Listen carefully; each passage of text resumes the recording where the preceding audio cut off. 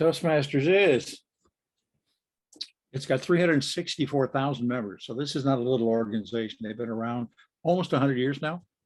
There's in 145 countries, 16,200 clubs. So you can see there's a few people. It's a nonprofit, and at the bottom of the screen, you can see exactly where you can find them. I'm presenting today, but you already know that.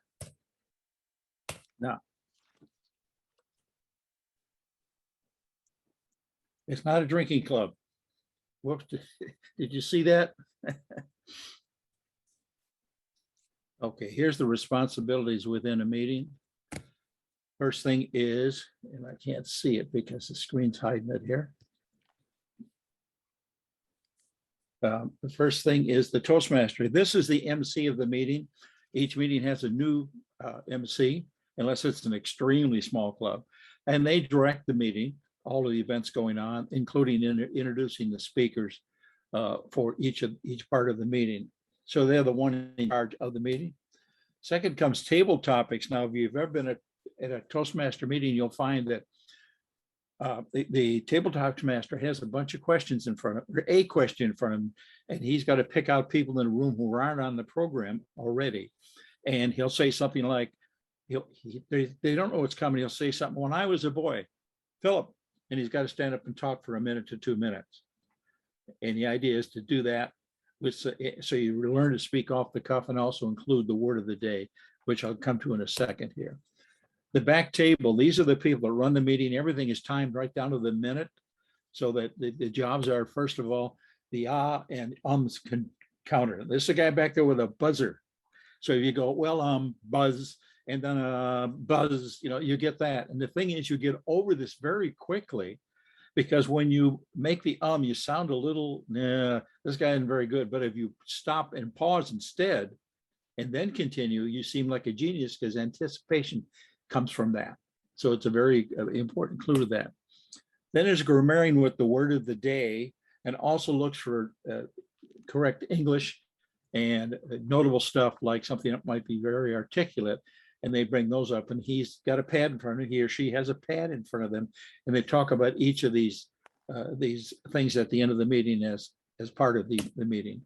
Then there's a dinger. The dinger is there for two reasons. It backs up the counter in case they miss somebody doing an or an ah.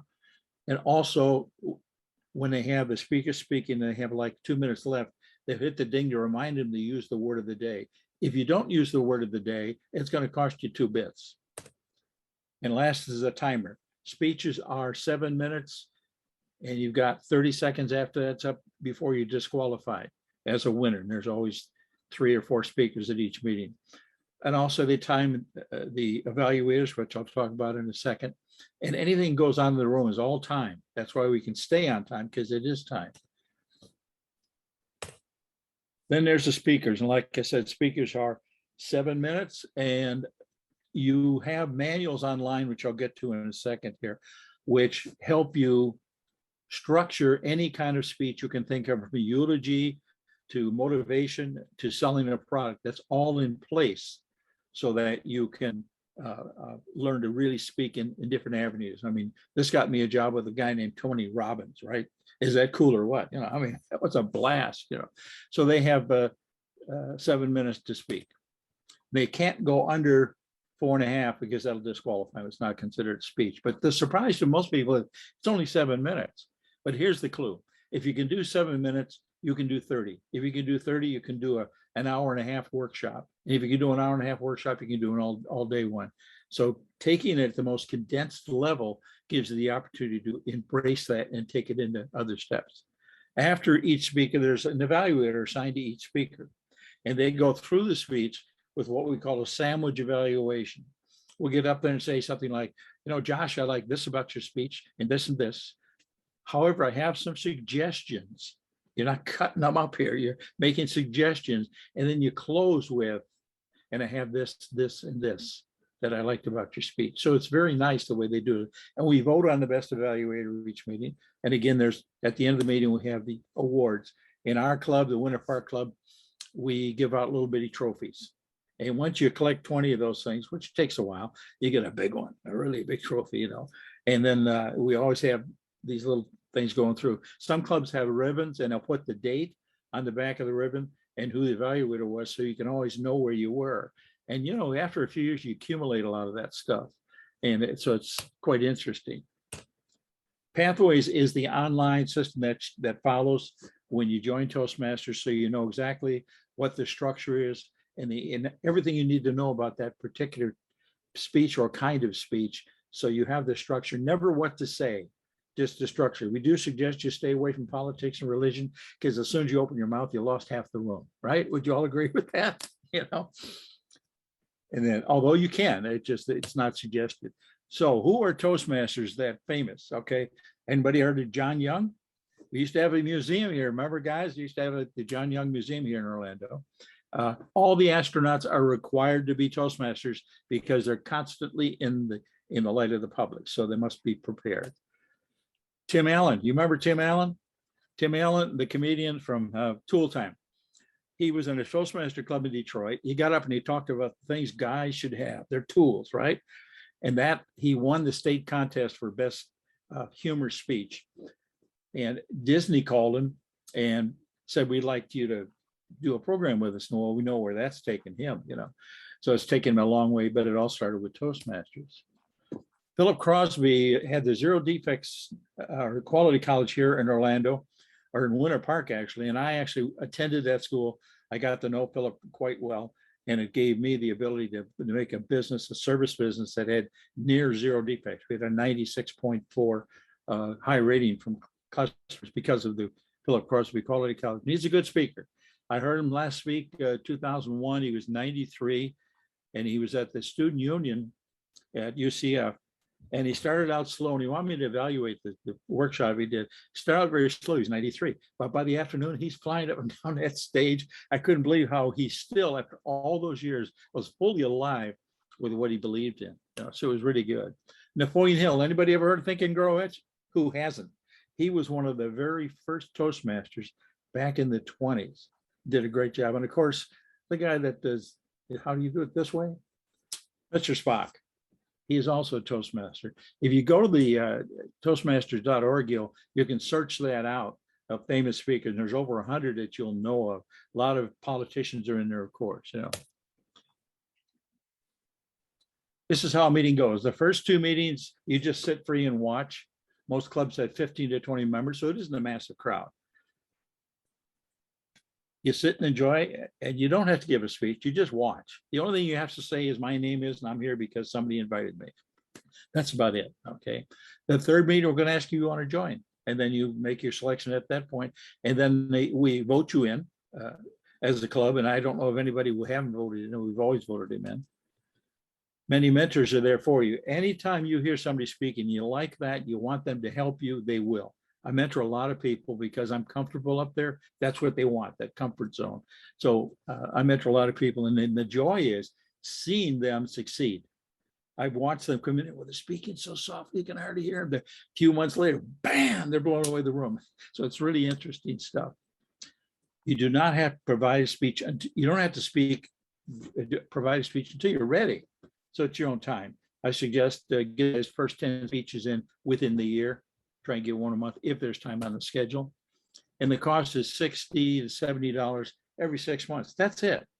Unless it's a breakfast club, then you have to pay for your breakfast. But it is the most inexpensive schooling I've ever had, but it's been my best. It has made a huge difference. First, your confidence goes up, and it does. I watch that immediately. If you're in sales, do this. Absolutely do this. You become an excellent leader because that's part of the program. Each time you have one of those jobs in the club, that's a leadership position. And we try to assign somebody a duty or a table topic every single week so that everybody's included. Becoming a public speaker makes you an expert. Can you imagine trying to find one customer at a time, or going to a Rotary Club and talking about it? When you go one at a time to door, email, whatever it might be, you're perceived as you're trying to sell something. When you go to a Rotary Club and you speak, you're perceived first, and you're introduced as an expert. Your audience is a lot of people out there, depending on the club, and they come up to you. Which way do you want to go? Toastmasters would be an excellent way for you to do that. Friends, friends, friends. You'll make friends you'll have your whole life. I've had friends for over 30 years in Toastmasters, or 27 since I've been in, and they still remain. You can become an author. I did. I've got a few books I've written because I learned one day I'm looking at two speeches. They were so much alike. I said, this kind of relates to this one, just like, wait a minute, a book. That's how it started. So you never know where that can go from there. There's an idea. When you go to toastmasters.org, you'll see this page where it says find a club. You put in your zip code for work or home, and they'll give you the whole list of their times they meet, the cost, everything is always there. And in Orlando, we have over 30 clubs, by the way. That's a little squeezed in section on the map, but around the whole area, there's over 50 clubs. I'm sorry. Yeah, it's that big. Questions? Anybody alive out there? Yeah, that was great.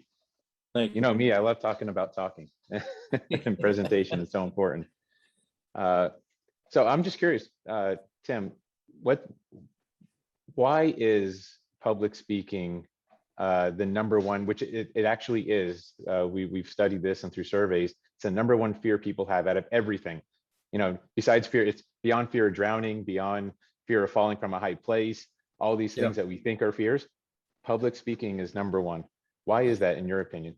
Well, I think it's the fact that you don't want to disappoint people in your audience. So whether you're, as I did as an entertainer for years, the first time I went, oh my God. The first time I spoke at Toastmasters, when I did what's called an icebreaker, that's your first speech where you talk about where you came from, your past, you talk about the present and where you want in the future, because the club is inviting you into a little culture. So that's what you do in that first one. When I had to do it, my breakfast was sitting there with the breakfast club and my coffee, and I couldn't touch them. I was so nervous. It was incredible. But like anything that you fear, as soon as you take a couple steps into it, the fear dissipates, And I actually was supposed to do an icebreaker. I didn't. I did a speech about helping one of the Green Bay Packers beat my Bears in a conversation. It's called, Are You Ready for Some Football? And I won that day, but I was very passionate about it because here I was, a Bear fan living in Green Bay. Can you imagine? But the fear, I think, is based on the fact that how people look at you. You're afraid of your self-image through that. But, in a Toastmaster club, you can't lose. Everybody loves you. Everybody's with you all the way. And that's very important because it wouldn't have grown to what it is today. Yeah, I think you hit the nail on the head. Our own personal insecurities, when we don't stand for something, then all of a sudden other people's opinions blow us down and we fall and we get blown away. So you're 100% right. Nima wants to know, how are Toastmasters handling the social distancing issue? Are you guys online, still meeting in person? Yeah, in our club, we did a lot of online, and speaking online was not good for me to do a speech because I move around and you're not in front of a screen. Plus, in our club, they actually turned off the sound in the room. And as an entertainer and a speaker, I need to hear those little bitty sounds out there.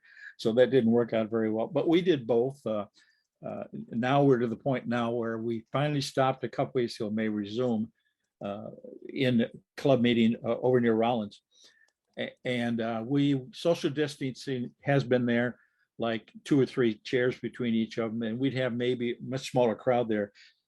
We'd have 20 people or so. Now we're up to about 30, and we're not doing any online that I know of because the fear is dissipated until right now. Who knows? After these last couple of weeks, we'll have to see which way they go. But yeah, we've done both. Okay, good. What's the most common reason people give for joining Toastmasters? Like, are they trying to do a wedding toast is the most common, or is it business reason? Why do people do it?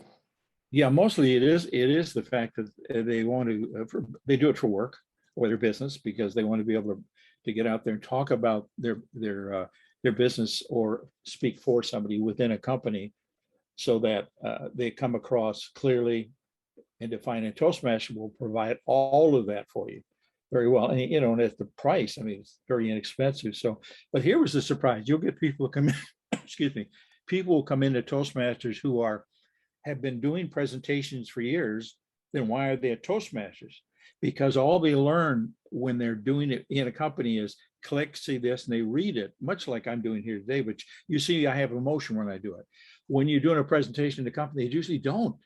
It's kind of bland. So they come to Toastmasters to get the emotion, the eye contact, the gestures, all of those things that they don't have within a company. And it changes everything. The best example I can give of that is one of the first guys I evaluated in a downtown club was a guy named Mike Dooley. Has anybody heard of The Secret?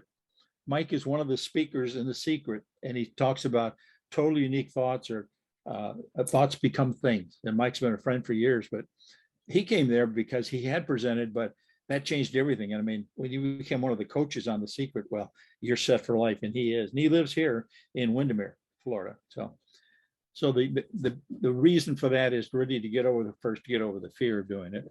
And Toastmasters is the best place to do it because everybody's on your side. They all understand where you come from because they're there or getting there. So you see, it's a very comfortable atmosphere. Yeah, awesome. Eric wants to know if you can talk about the different levels of achievement in Toastmasters. Yeah, we have, the first thing is ATM, they call it. I'm trying to think what they call it now. They've changed the name in the last few years.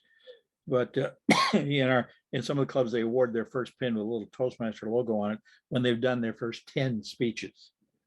And then there's different levels. There's bronze, silver, and gold. And then there's a DTM, that's a Distinguished Toastmasters.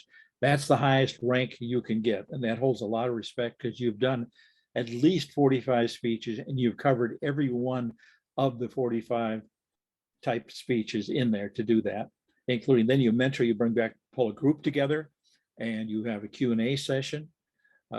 Those are all of the things that within the levels of Toastmasters. And an interesting thing is if you post Toastmasters in your resume, you're off to running. And when people interview me for jobs, which has been a while, I'm a Toastmaster all the way, and it's an exciting time when I'm having an interview, and it's a lot of fun because of Toastmasters. Yeah. That answer your question, Eric? Yeah. Yep. Denny wants to know, do you have many members of the educational community in Toastmasters? We do. In some clubs, it's as many as 40% of them, because they need to speak or be presenters within organizations. Like people put up on Facebook, why would you join Toastmasters? Is because when they do, and we have a lot of videos today, so you want to be able to present with sincerity and warmth and all of the things I mentioned earlier to that. So educators really, a lot of them need that, because you've seen, I've had one algebra, took it twice, never did get through algebra. Geometry was easy. I couldn't get through algebra because I had this teacher get there and said, well, no, I didn't know. That's why I'm here. And I got him twice. The same teacher. He didn't care. So when you get someone who's an educator and wants to be a Toastmaster, that's a win-win.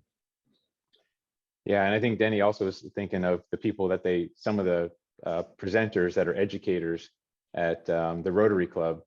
And in fact, the one we went to ourselves, some of these presentations are very dry, and it's very hard to pay attention when you're coming from an educational standpoint. It's all just information, logic, and there's like no emotion.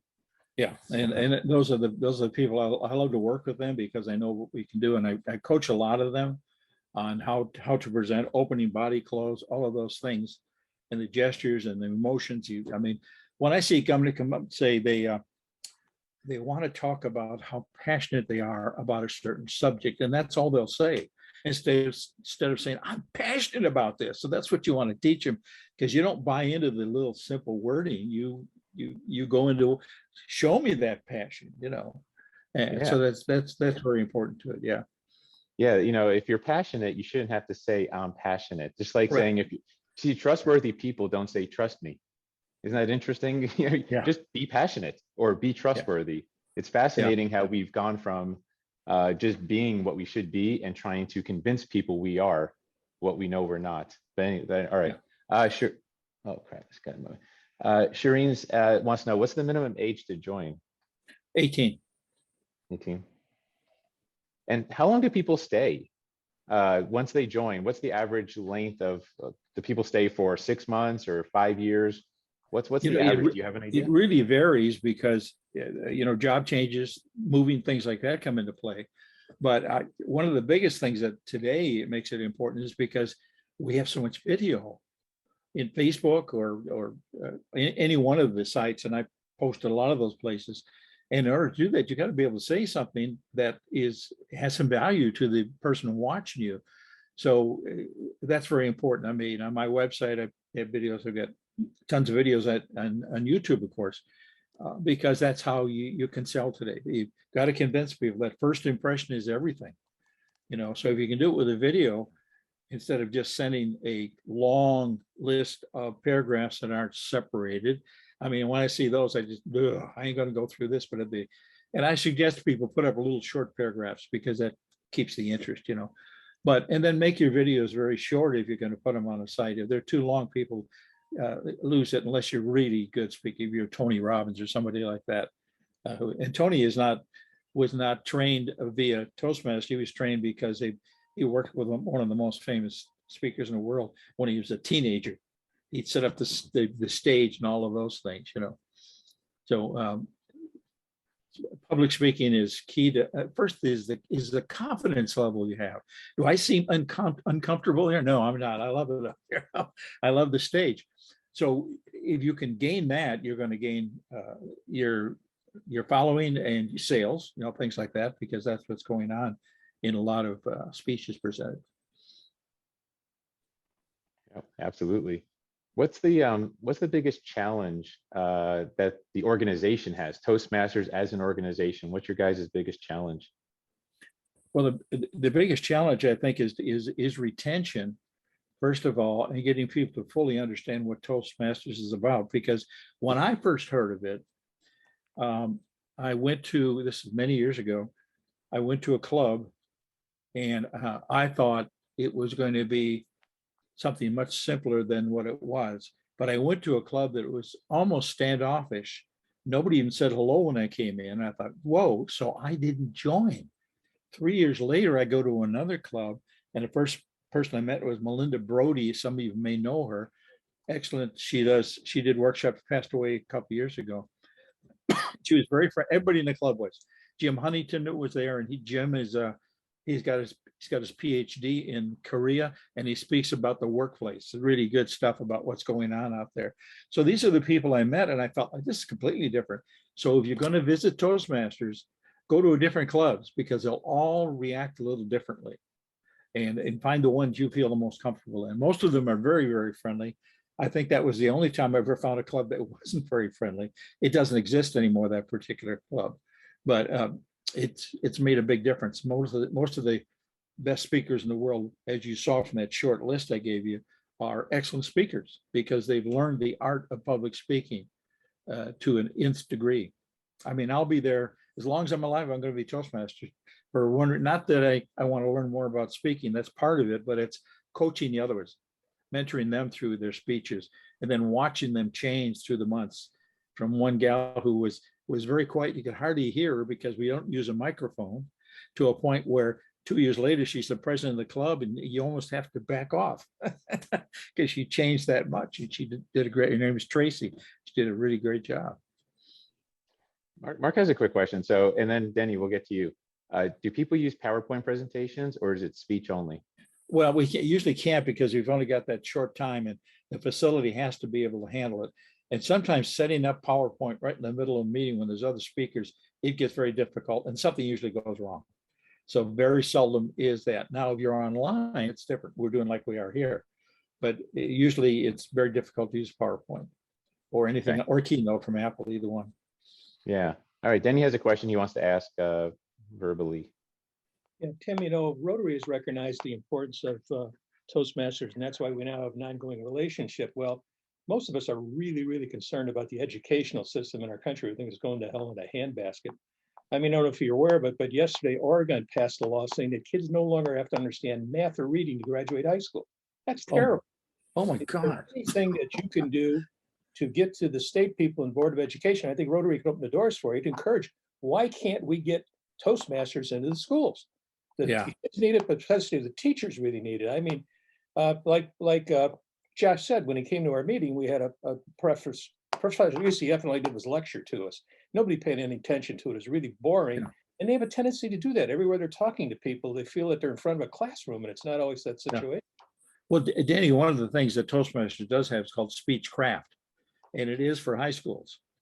But they have to do some research to find out about it to get it done because of that. I mean, I post on there, you'll see me post videos from YouTube onto Facebook or what I can't think of the other ones, some of the other ones about different things that they can learn from Toastmasters that'll help them on that path. But kids, we have the Speechcraft, but it's somebody coming in and speaking to the kids about being speakers, but not being able to apply until they're 18 years of age. But when you tell me that they want to disallow those things, oh my God, I can't believe that. It's talking about shooting yourself in the foot. Yeah.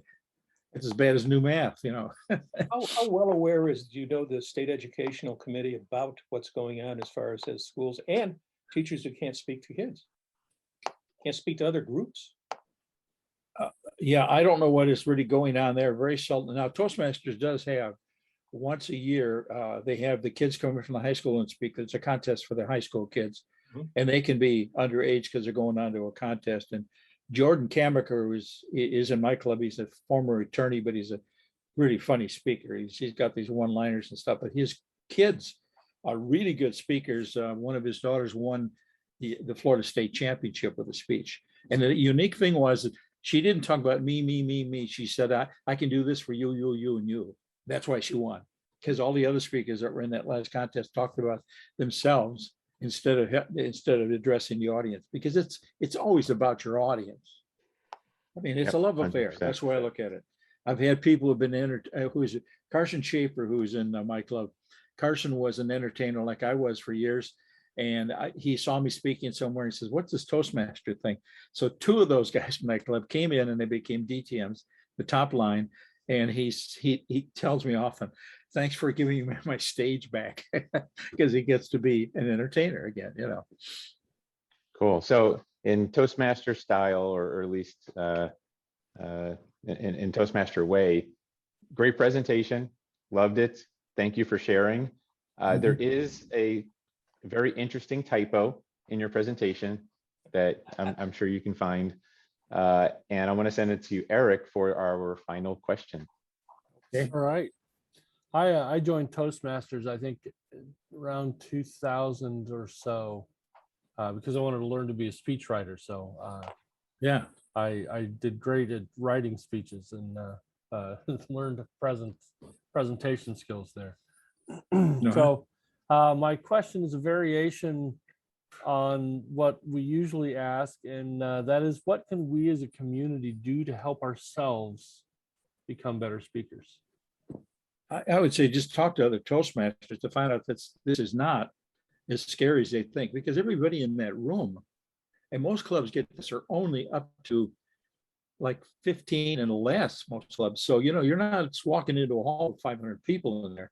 My club had as many before COVID, as many as 8, but usually it was 40, 35 to 40 showed up each week, because you don't have to show up every time.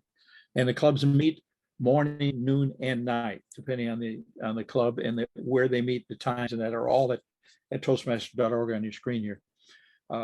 So if you really want to increase your ability to communicate and lead, and if you have a small business, you've got to have those in place, or you're not going anywhere. Because if you can't lead, who's going to follow? So, I've always had businesses, and I'm an entrepreneur, as are my 9 brothers and sisters. So it's always been in place, but Toastmaster will definitely help you in anything when you come to the point where you've got to speak or write, to do that. I mean, the books I've written all started because of Toastmasters, as you mentioned, Eric. You learned so much there, and Eric finds my mistakes for me. And thank you, Eric. So, look into Toastmasters. Go sit in the club and watch for a couple of weeks and see what you think. And then if you decide, join the club, and just go to toastmasters.org to find out, put your zip code in for home or work to find out where the clubs meet. In Orlando, by the way, there's at least 40 clubs right now in Orlando alone. So this is not a small organization. Yeah. All right. Well, thank you very much. And yeah, I definitely can recommend Toastmasters for anybody who is interested in learning how to speak in public.